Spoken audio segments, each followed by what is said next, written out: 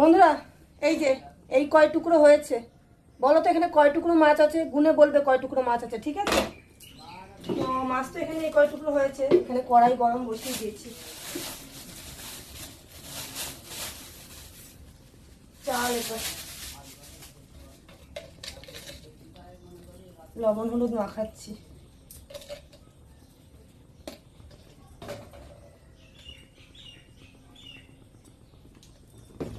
কয় পিস মাছ আছে এখানে গুনে বলবে, ঠিক আছে?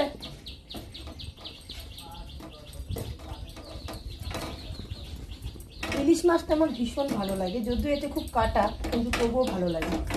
কাটা হলেও খেতে ভালো লাগে। ইলিশ মাছটা বেশ ভালো খাই আমি। ভালো জিনিসটা কেই না ভালো খায় বলো? সবাই ভালো খায়। দেখো দিয়ে দিয়েছি তেলে মাছ। এই দেখো ইলিশ মাছ ভাজার একটা